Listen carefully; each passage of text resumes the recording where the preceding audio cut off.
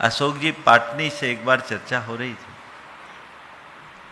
जब मार्बल के क्षेत्र में उन्होंने मोरबल की माइंस ली,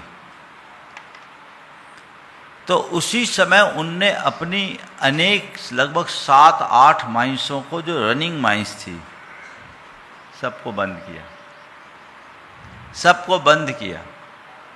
उनके भाइयों ने बोला, ये इतनी अच्छी माइंस चल रही है, इसको बंद क्यों कर रहे हैं?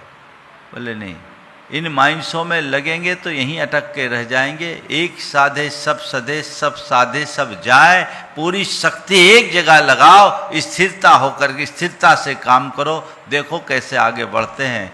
और उनने उसका प्रमाण प्रस्तुत कर दिया।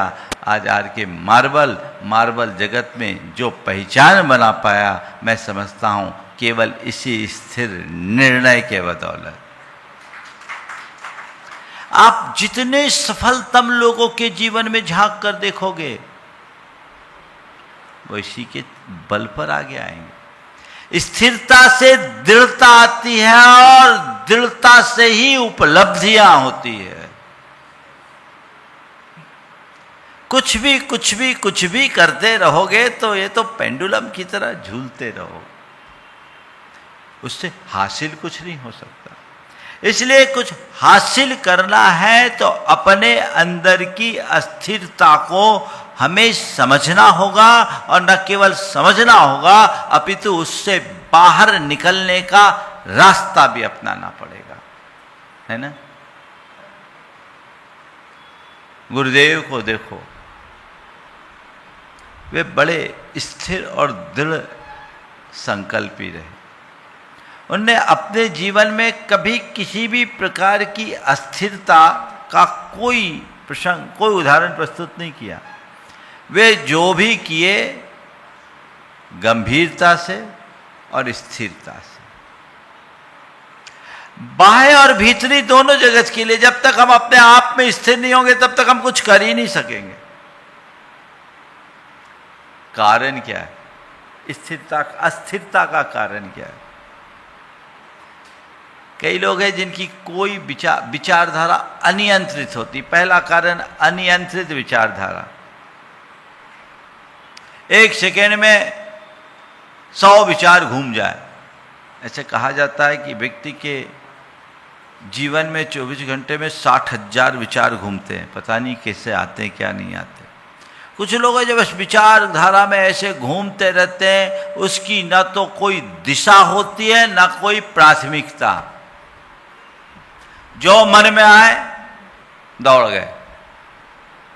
विचार आए, लेकिन विचारों को दिशा दो और प्राथमिकता तय करो, तब आप कुछ कर पाओगे। नहीं तो इधर की हवा तो इधर, इधर की हवा तो इधर।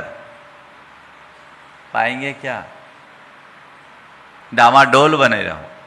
डामाडोल स्थिति कभी अच्छी नहीं मानी जाती।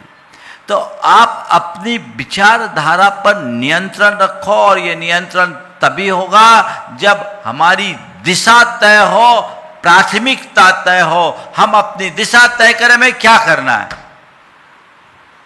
किस दिशा में जाना है, और जो हमारी दिशा है उसकी प्रायोरिटीज क्या है, प्राथमिकता क्या है, हम उसे चरणबद्ध तरीके से संपन्न करें। पहले क्या, उसके बाद क्या, उसके बाद क्या, उसके बाद क्या, उसके बाद क्या। चरणबद्ध तरीके से व्यक्ति 1000 काम संपन्न कर सकता है, और एक साथ करने चाहे तो एक भी नहीं कर पाएगा,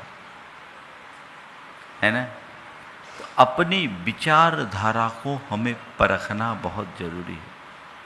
दूसरा कारण है लोभ और भय। व्यक्ति का मन इधर उधर भटकता रहता है, कहीं कुछ छूट ना जाए, कहीं नुकसान ना हो जाए। अरे क्या छूटने वाला है, क्या नुकसान होने वाला है? जो है सो है। हमने एक बार तय कर लिया, सोच समझ कर तय किया है, तो अब उसमें स्थिर रहो। अगर मैं स्थिरता रखूंगा तभी कुछ पा पाऊंगा। अगर अस्थिर बना रहूंगा तो जो है वह भी चला जाएगा। एक जगह एक चित्त होकर स्थिरता पूर्वक जब हम किसी कार्य को अंजाम देते हैं तो उसका सुपरिणाम निकलता है। और यदि हमारे मन में ऐसी अस्थिरता बनी रहती है तो कभी परिणाम अच्छे नहीं निकलते, है ना। तो हमें ये देखना है। एक व्यक्ति अपना व्यापार शुरू किया तो पहले उसने रेडीमेड का काम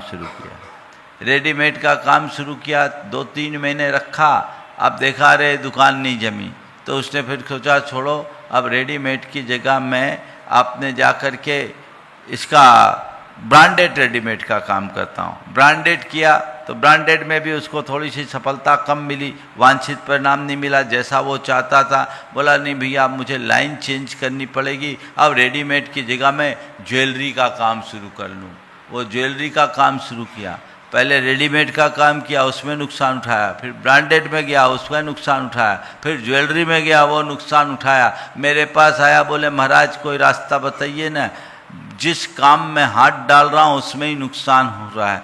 बोले भैया नफ़ा नुकसान तो लगा रहता, पर इतना घबरा क्यों रहा है, तू किया क्या ये तो बता।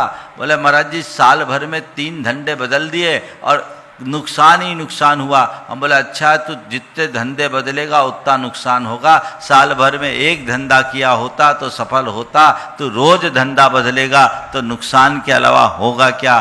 तुझे जो करना है स्थिरता पूर्वक कर। तू डर के मारे में लालच से ग्रसित होकर अपने निर्णय बदलता रहेगा, अस्थिरता दिखाता रहेगा, कुछ भी नहीं। जय जिनेंद्र। अगर आपको मेरी वीडियो अच्छी लगती है तो प्लीज़ मेरे चैनल को लाइक करें, शेयर करें और सब्सक्राइब करें। Thank you.